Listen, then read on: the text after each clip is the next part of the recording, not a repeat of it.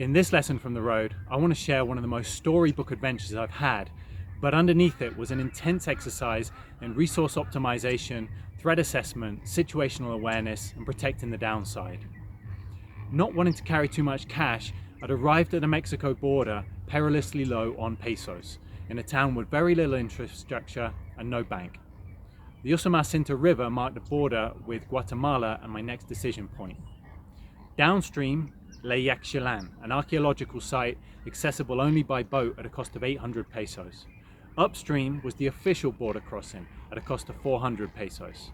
I only had 400 pesos in my pocket and I didn't want to retrace my steps to the last town to withdraw more. Yaxchilan was a must-see, so I found a couple to split the cost with and paid 300. Gliding down river with crocodiles in the water, jungle on either side, I didn't regret my choice, and the site itself was spectacular.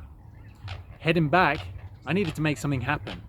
I couldn't afford the trip upriver, so the boatman agreed to drop me there on the opposite bank, and I could take the bus to the immigration office. I stamped out of Mexico and made a favorable currency swap with a German girl heading in the other direction, her last quetzales for my last pesos.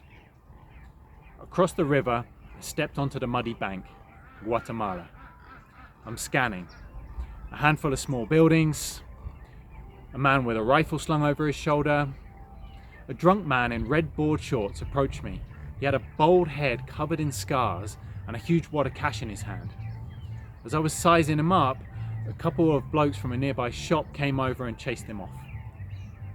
They told me the next bus was the next morning, but I could stay the night in their hotel for 50 quetzales.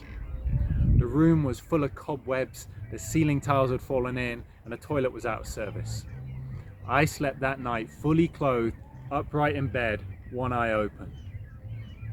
The next day I traveled 100 miles in country, running my pocket change down to zero. I finally arrived at a cash machine on a small island in the middle of a lake where I used my new bank card for the first time. To say I was sweating would be an understatement. Still, the cash came out, and all's well that ends well. Years later, working in corporate HR and IT, I see the same pattern play out. Efficiency drives that chase costs so aggressively, they strip out all the resilience. Processes get leaner, but people get crushed. Systems save money on paper, but are miserable to use.